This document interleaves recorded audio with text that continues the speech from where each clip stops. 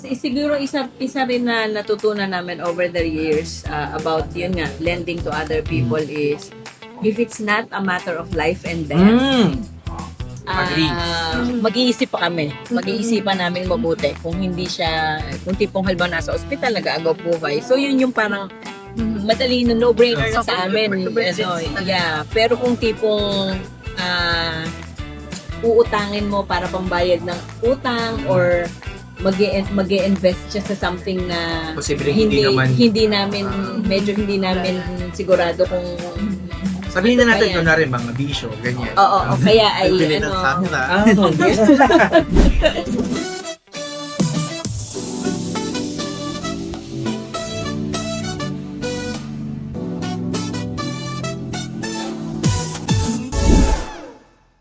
Hi po! Hello! Welcome to The V Show. I'm, of course, our host, Felix and Cathy. And we're here on episode 2. Still here at the beautiful city of Ho Chi Minh, Vietnam. And for episode number 2, meron tayong yes, ang aming nanay tatay dito sa Ho Chi Minh. And si Sir Vlad at si Miss Fanny Mariano. Yan po yung microphone. Hi! Welcome to Saigon, especially to Cathy, first timers. Diba? Welcome back to Lex. Oh, fourth time ko na.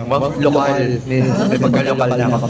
Ayan, so sorry, sanay akong tawagin si Doc Vlad, Doc Vlad. Yeah, tapos si Miss Fanny. So sila po ay, how many years na po kayo dito sa Ho Chi Minh, sa Vietnam? 11. Sa Ho Chi Minh, 11 years. So, ibig sabihin nanggaling din kayo sa ibang bansa before? Yeah, so 6 years sa US. Since we got married, yeah, 6 years sa US, 10 years sa Philippines, 11 sa Vietnam. 11 years. Wow. And then you just recently celebrated your wedding anniversary. di ba? 27. Wow. 2 years ago, we had our tattoo 25 years. Ah, uso pala yun. So, yun, patato. Uso pala yun. So, ayan po. Ano ba yung topic natin? Yung first topic kasi natin sa pilot episode is about paano nalalaman na siya na yung the one. So, ngayon naman, since 27 years Pero na... pwede din naman natin yung i-touch for the tingin mo. ayun, sige. Simulan natin doon para may anchoring. Paano nyo nalaman na Na siya siya na? na. Kasi parang nung kami po, shinare pa namin. Parang started as friends. Ganun.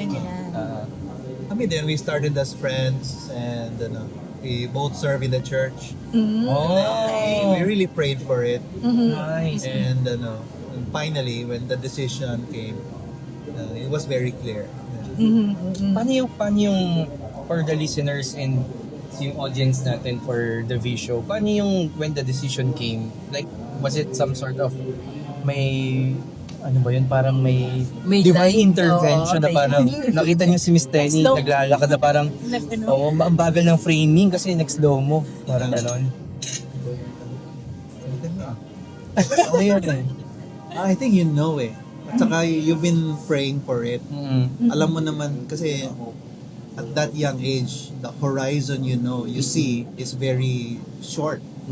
Pero ang Diyos, alam niya yung yung the full horizon of life. So, we entrusted na sa Kanya, Lord, ito na ba? Ito na ba? Siya na ba? Siya na ba? Siya na ba? Siya na ba? So talagang may may kumbaga parang may divine intervention na may consultation, some sort of Yeah, I think that's important. Yung sa amin, when we were deciding to settle down, like ako kasi 26 years old when I said yes to him.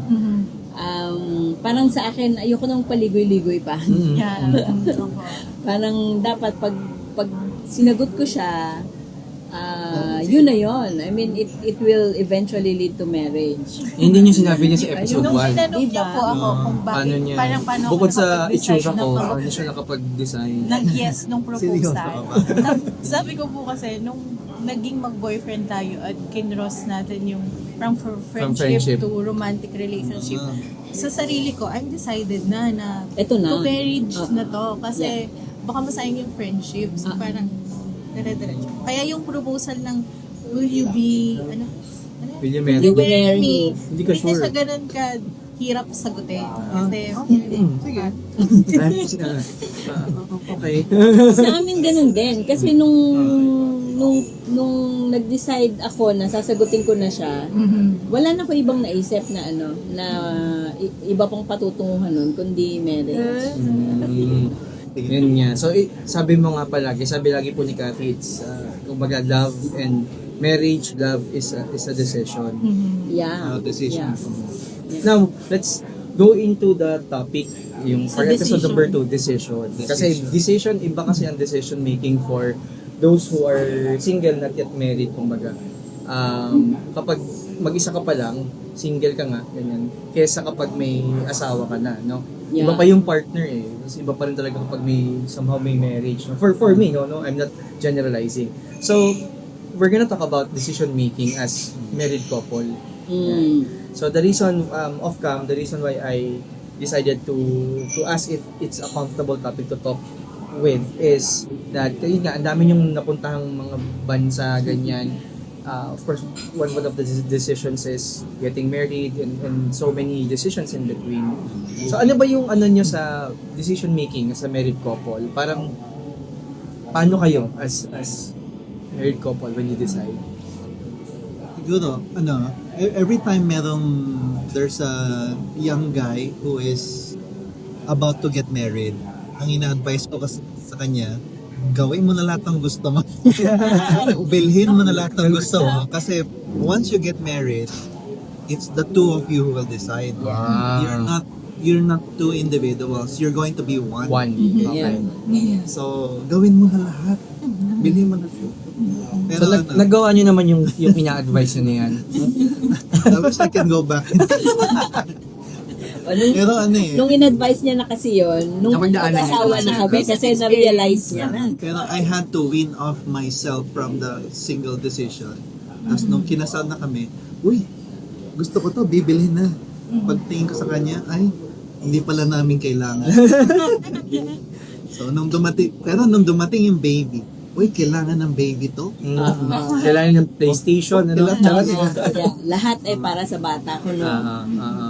Pero yun nga, pag kasi nagde-decide, yun nga, as individuals, ibang-iba eh. Kasi may kinukonsult ka na eh. Like for example, siguro yung mas bata, parents would be the one who will parang Help you chip in decide, into the yeah. decision-making process. But when you go into such age na nagkatrabaho ka na, eventually, unti-unti nang nag-stand alone ka na to kumikita ka decide. na for yourself. And then yun nga, Parang nagkakaroon din ka din ng freedom to decide.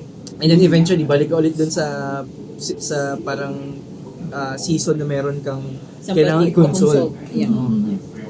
And I understand yung sinasabi ni Doc Vlad about yung, kumbaga, i-enjoy mo yung as a single person.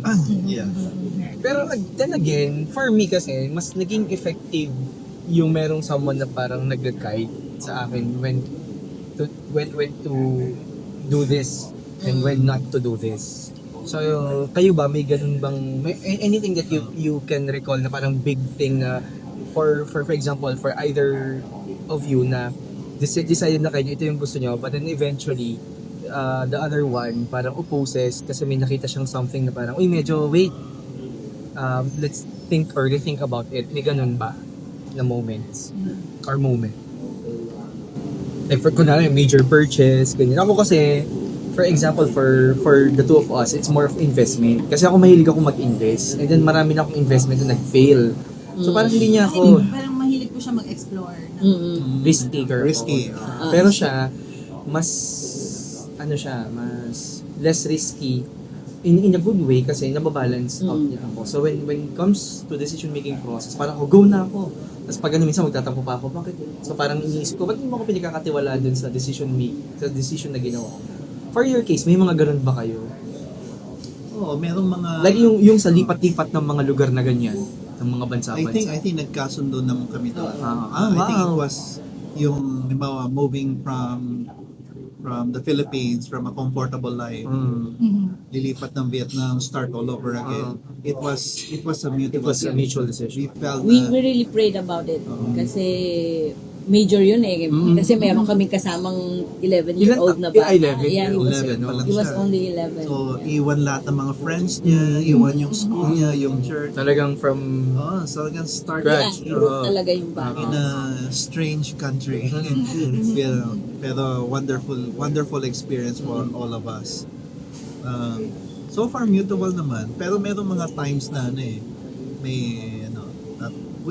si ganito umuutang ng ganito. ay yung gina. Oo. Okay. Tapos See. kailangan mag-agree kami pareho.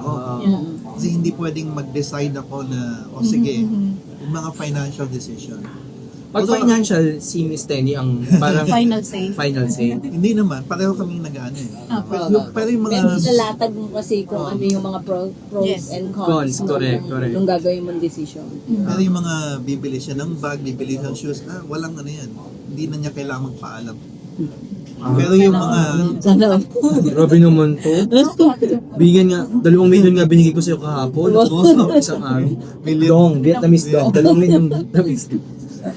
Pero kasi sa amin po, siya talaga, both sa Aslex, tsaka sa yung personal, siya talaga yun Pero hindi naman. ko naman po yun in-insist. Siya yung parang... Oo, binigay ko na talaga. Ayoko nang isipin yung ang ano ko lang, trust. ang requirements ko lang sa kanya, kapag wala ng, pag manipis na, sabihin mo sa akin. Kasi kailangan kong mag-up ng game ko. Kailangan ko mag-up ng racket. Kasi minsan hindi naman, like for business persons, Hindi kasi naman hindi consistent naman yung consistent. income. Yeah.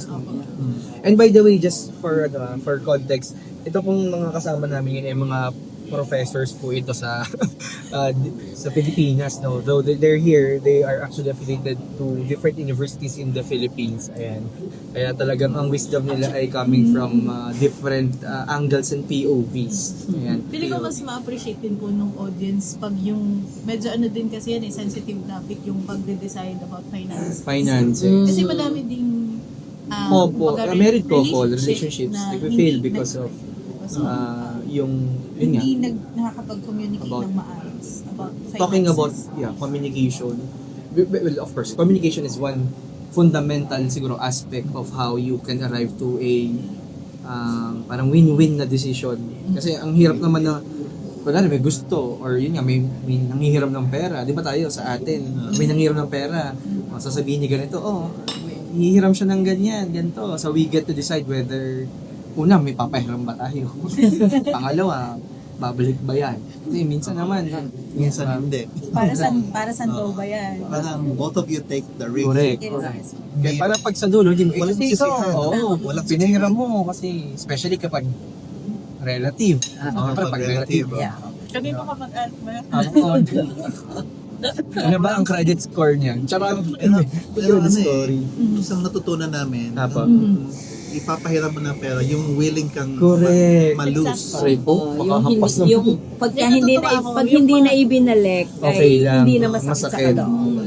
Kaya sometimes when people borrow, kasi syempre kita nila may business kami, and then sasabihin, hiram, ganyan. Pag sinabi niyang let's say 10,000, sorry, 1,000 lang kaya namin ibigay, 2,000 lang. Or, kumbaga, pero hindi mo na yun utang. Expect. Oo, bigay na, hitulong na namin yan sa'yo. Kasi pero hindi din lahat napapagbigyan. Kasi nga, sometimes you have to decide whether ina-assess din kasi namin as a couple, makakatulong ba to sa taong pag-ano or hindi. Siguro isa rin na natutunan namin over the years about yun nga, lending to other people is if it's not a matter of life and death, Agree. mag-iisip pa kami. Mag-iisipan namin mabuti kung hindi siya, kung tipong halimbawa nasa ospital, nag-aagaw buhay. So yun yung parang madali na no-brainer na sa amin. Pero kung tipong uutangin mo para pambayad ng utang or mag-i-invest siya sa something na Posible hindi naman. medyo hindi namin sigurado kung Sabihin na natin Kaya- kunwari mga bisyo, ganyan. Oo, kaya ay Bili ng camera. So yun. So sa amin automatic yun sa na kailangan pag-usapan pag ganun especially in the aspect of lending money to people. Ano ba yung mga major life decisions? Yung moving, mutual kasi. Oo, yeah. Saka yung Yeah. mga nangyayari sa extended families, yung bibigyan natin ng ganito, or paaralin ba natin yung pamangkin mo na So you do Parang extend extending that. So, we try our best. Yeah. Yeah. Kami naman, tumutulong din kami. Pero parang yun nga, lagi pa din talagang dadaan doon sa filter na Talagang kayong dalawang decide. Yes po. Kasi pareho kayong kahit ba kamag-anak mo yun, kamag-anak ko, it has to be mutual yung Minsan po parang nai-erase na yung kaninong Kaninong kamag-anak. kamag-anak, Parang yeah. ang tinitingnan mo lang, deserve ba nung tao? Parang yung Yeah. genuine yung pagtulong. Show Well, love. nag-space out ako kasi I'm thinking, though it's a very sensitive topic, especially for yung in-laws, when it comes to decisions that are influenced by in-laws. Meron ba kayong experience na parang you were put into like some sort of a test na you have to balance also what your in-laws or parents have to say about this certain decision that you will have to make or you have done already? Thankfully, hindi sila masyado Nakialam. sa Yeah. mga major decision namin. Siguro yung mga maliliit na bagay lang, yung bakit mo pinalo si Apo niyo, syempre. or Apo yan eh. kasi I think maintindihan niyo pag nagkakaroon kayo. yes. Pero we try our best, okay? Kahit na hindi sila humihingi, we look at their needs and we extend. Nice naman. Hindi na kami naghihintay Hintay ng hingi. na hingi. Yes. Especially Pero si we- Vlad. Especially siya. Oh. Like, kaya love na love yan ng kanyang mother-in-law. Favorite daw Favorite. sabi niya. Nangyari. Self-proclaimed. Baka lang naman ah. sinabi talaga. Na yun nga. At saka siguro, nandun na kasi kami sa age na parang our parents, they don't have to dictate kung anong namin. At saka siguro, they trust us enough na During this major decisions. Oo. Like yung being married, ganyan. Oo, kasi Tsaka moving. Oo, nung ako nga kulang na lang iparaffle ako ng tatay Grabe ko naman. kasi 26 na, wala pa akong boyfriend. So, So first boyfriend niyo po si, yeah. To the rescue. Oh, wow, Prince Charming. So, wala- Ay, kung shining Dala kong buko pa from Las Bañas. Wala nang pigil-pigil. Sige. Go na. So yun, major decisions, I think we didn't have any problem with our in-laws. Saka mamit daddy niya rin, Very supportive. very supportive. Especially when it comes to yung career tsaka studies namin noong nice. time na nag-start pa Kasi lang nag-graduate yung career. studies kayo both. And Yeah. kumbaga, hanggang PhD and whatnot. So, I mean, it's very fortunate for the two of you na ganun yung case. Because I will not again generalize from what we've been exposed into, sabihin na natin. May maraming mga ganong married couple na talagang under influence of the parents or the Parents. in-laws when they Oh, yeah. decide. And sometimes, again, not all times, sometimes nagiging parang starting point yun ng hindi pagkakaunawaan mismo ng married couple o ng mag-asawa. Kaya I have to ask kung kumbaga parang na-experience nyo siya. Kami parang naging, hindi ko po alam kung pag narinig to ng nanay-tatay ko, ng nanay-tatay niya. hindi na kayo pauwi ng Batangas. Ay, hindi naman. Mahal din kami ng nanay-tatay namin.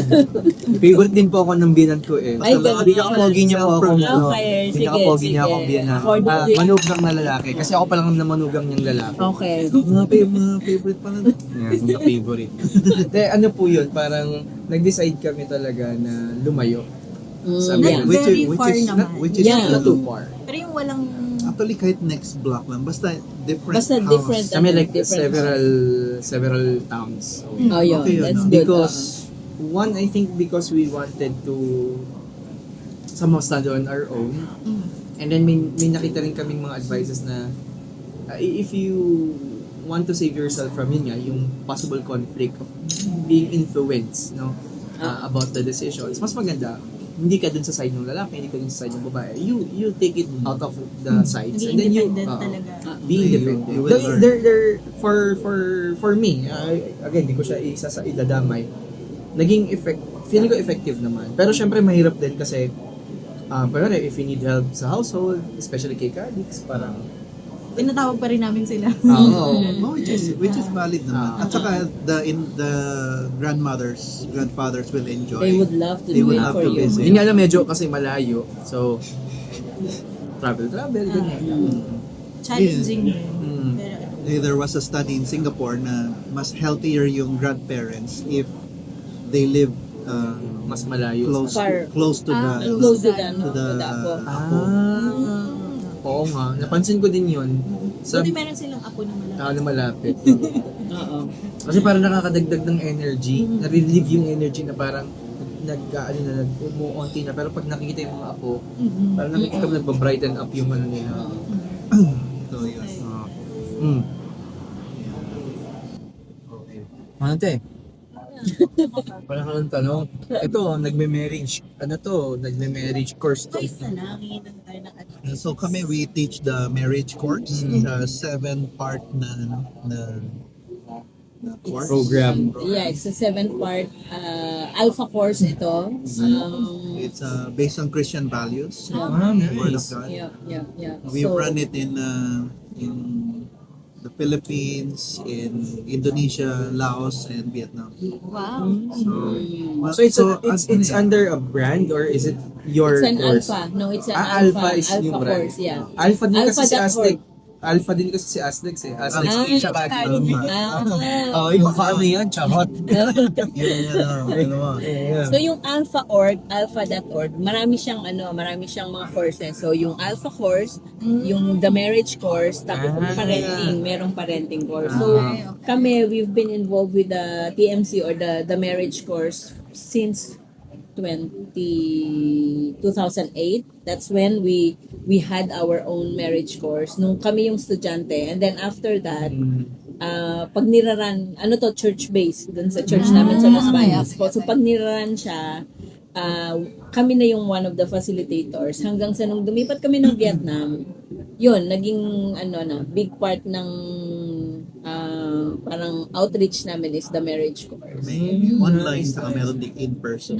Yeah. We just actually recently concluded yung recent run namin kagabi. Yeah, last night. So we will have graduation. Face-to-face or? First face-to-face. Yeah. Pero may online din. Yeah, yung namin, Laos, last year, it was fully online. So, 6-7 couples ng mga Filipinos na nakabase sa Laos. Yeah. Nice. Yeah. And then we went to Laos last March to do the graduation. Yeah. Nice. They said their vows again. Those, Maganda yan actually. Maganda yan. Pag niran namin online, imbitahin namin kayo. Yeah. Kasi pag mag-celebrate po kami ng 10th wedding anniversary namin sa December. Yan. Wow. 10 years. Magre-renew ka ba?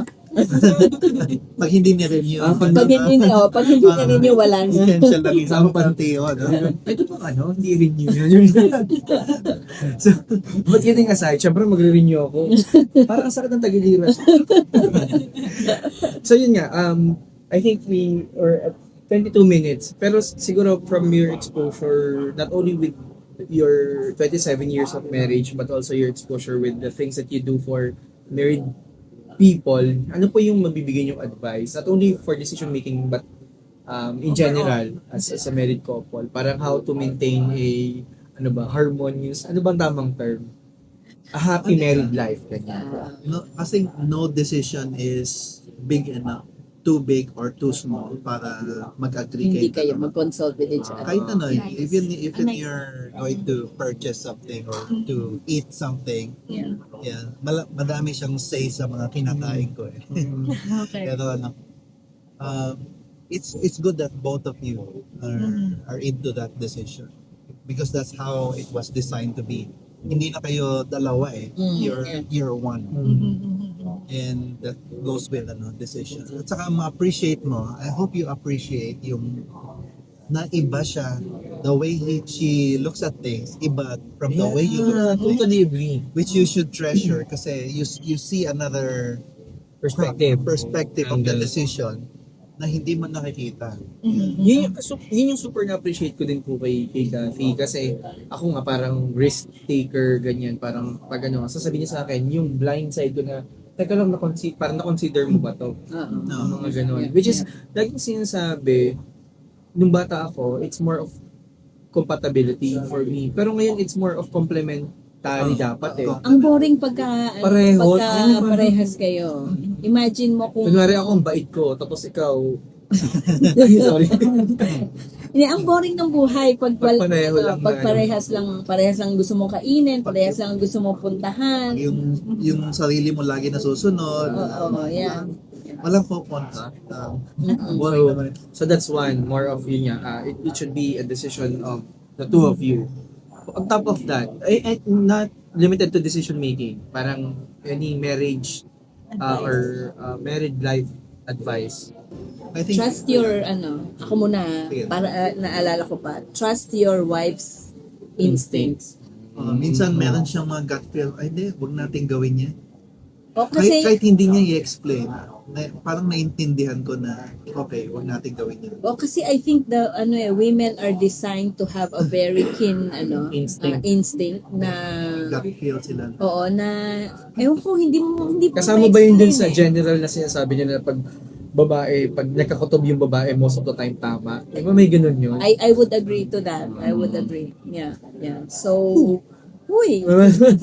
Walang ako namang kutob na Pero, bawi tayo ng konti. Ano rin, kasi, I think some of the married couple, minsan, or na-witness ko rin from other marriages na, it's very important that, yung love, respect, at saka yung submission. I think those are the three things na dapat alam mo kung paano mo siya i-play in a context of marriage. Yung love, syempre, command ng Lord yun yung husband love your wife. Yung submission, is wife submit to your husband. Pero yung respect, pag kahit meron itong dalawa at wala yung respect, Yes. medyo tatagilid ka. So, it should be a balance of that three. yeah, Love, submission, and respect. respect. Yeah. And yung respect, hindi yun one-sided Yung respect, it should be coming from the both of you. Yeah. Saka ang marriage may purpose talaga. Yung Diyos, bakit kayo magkasama? It's not simply for you to enjoy it, pero to become a blessing to others. Ay, wow. Yun din yung isang, lagi natin, sa default prayer po namin, yun po yung na parang, please continue to use us to be a blessing to other people. Oo. Yeah. So whenever we pray for newlywed na mga, ilan ang inaanak natin sa kasal? 8 At age of 36. na po Eight. yung pinanganak Eight. natin sa kasal. So, Kami parang- 27. Wow. So in 27 years of marriage, 27 years of marriage. so parang every year of marriage is isang couple lang parang mag-istuwa. Siyempre, hindi na, yung bagong kasal kami, hindi Oo. pa masyado. Siguro nung pumatak ng mga 10 years na kaming married, parang, Start na. yeah. So baka magkakaroon tayo ng dalawa. Kasi 10th year natin 8 pa lang. 8 pa lang. Yeah. Pero may nagsabi na sa atin, di ba? Pero iba so yun, okay. So siguro nga, inisip nga namin, siguro they see something in our marriage kaya tayo kinukuhang ninong at ninong. I think so, Kasi yeah. diba, parang, Kasi last year po, 3 yata yung sa amin. 3. And then 2, ang dalawa doon is mga, hindi naman nalalayo yung edad. Nasa network lang din. Parang Hindi mo pa sinabi galing sa ASDEX. yeah. Kasama natin sa ASDEX. kasama sa trabaho. sa trabaho. Yung na lang, Ninong, okay. Pero totoo naman yun kasi nga yung role ng Ninong Ninang, kumbaga parang Kinukuha po siya. Oo, actually, yeah. Kinukuha mo. You have a voice dun sa marriage nila eh. Ang ganun. Parang kailangan mo silang shepherd din na hindi naman maging kagaya ng marriage, no? But at least yung magandang nangyayari dun sa marriage mo, ma-share sa kanila as newly wed couple or newly married couple. Kamusta na kayo? Mamahalan ba kayo? Maganda rin yung catch up. Pero kayo po, kunwari dito, now that you mentioned, how yung support kunwari from other married couple in the community that you have, yung Alpha na course, meron siyang parang back-end the community wherein yung mga graduates can actually reach to other graduates of the program Yeah, for community yeah. support and whatnot. Oo, kasi most of our graduates ay either contemporary namin, especially nung yun during the time na kami yung mga estudyante. So kami yung parang naging core support among each other. Tapos yung several of those couples, yun na rin yung kasama naming nagra-run ng marriage course. So kilala talaga namin ang bawat isa, and alam namin talaga alam namin yung how they work as couples, how they are as families. So yeah, big support sila sa amin kahit nung nandito na kami. Sila pa rin yung, kasi 'di ba, salamat sa technology and na you can still communicate with your friends and families back home. Can run. Mm-hmm. Totoo yun, thankful for the technology. Dati kasi you cannot imagine na you can run a course online. Yeah. Pero ngayon pwede na, you can It's visible, minister, correct. you can help other couples fully online. And even kami, whenever we run it, na-reinvigorate yung aming marriage, na-remind kami, na-remind na, dapat ginagawa natin to. Ito, hindi pa natin natutunan. There's always a reminder for us. It's also a learning process for you. You know, Or relearning process. relearning. Oo. Parang ang every time na nagra-run kami ng marriage course, may bago. May bago. Correct, kaming Pag natutunan. Ganyan din pag ganyan din yung sinasabi ko kasi pag prepare ako for training. Pag parang, bago to parang kailangan i-share ko to kasi it's a new realization that I believe would help these people when it comes to this particular Tsaka depende sa season ng life nyo. Uy, nabanggit na naman yung seasons. season. May Guys. seasons talaga. Kasi nga, di ba, ulitin na naman natin from episode 1. Na- Tayo. Kasi po, na-invite ako na speaker sa isang event ng si Francis J. Kong siya yung parang pinaka-final speaker. Ako yung second to the last before him. So, tinuro niya yung 3 seasons of life. Survival, success, and significance. Para sa kanya yun yung take niya. So parang, though there could be other interpretations, but yun nga, even sa church na pinag-churchan natin virtually, yun din yung sinasabi na parang yung mga depende, kumbaga may influence yung kung nasa ang season ka ng buhay in relative to what you are doing, what you are, how you spend your time, ganyan. Maganda yung 3 seasons na yun eh. Kami nasa season na kami na yung planning the retirements, saan ba tayo magre-retire, how are we going to retire? And yung anak namin, yung syempre going into the mid-20s, mamaya baka mag-asawa na, gano'n. Are we going to go there and help na mag-alaga ng apo, gano'n. There are Apostolic na lang. Apostolic, yung mga ganung later years of the married couple, we are approaching that. And it's good to see mga young couples tulad nakita namin, dumaan tayo sa ganyan. And ito yung mga experience natin. At saka yung not only in marriage, pero yung raising kids, ang din yun it's a very significant season of your family life na I think for us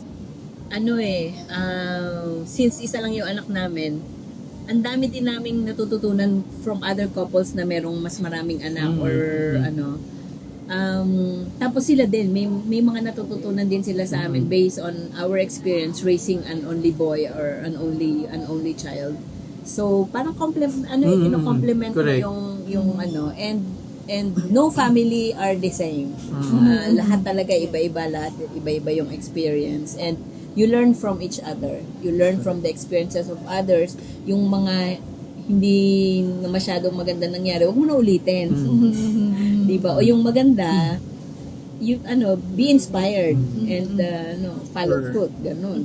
Or you learn kasi when things fail, it's a process.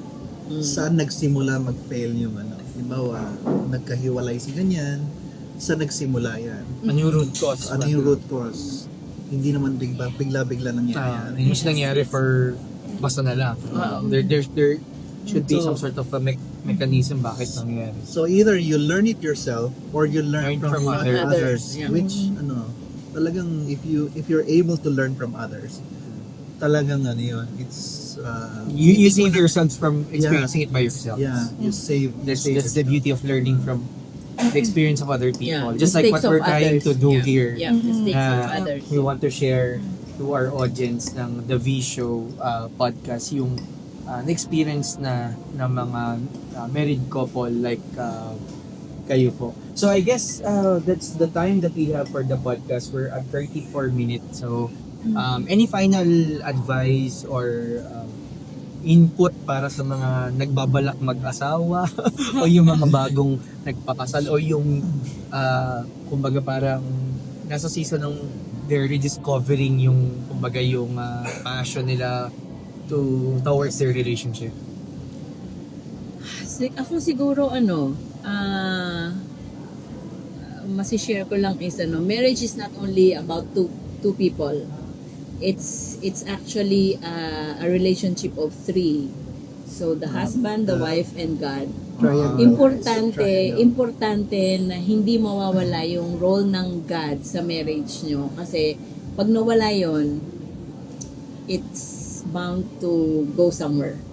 Pero pag andun ang God sa sentro ng mag-asawa, ang laki ng anchor. Ang laki ng anchor na yun yung kakapitan nyo parehos. Correct. So, I think for me, that's ultimately, kaya siguro nasa 27 years of marriage na kami and we are still looking forward to another 27 years or more.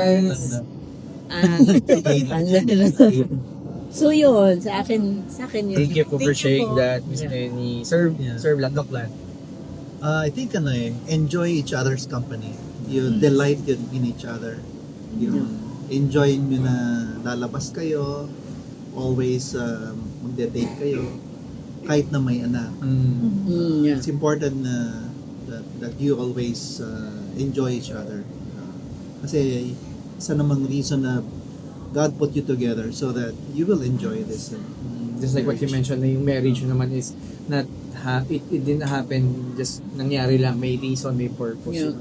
So enjoy. Saka yeah. decide together because you are one. Yeah.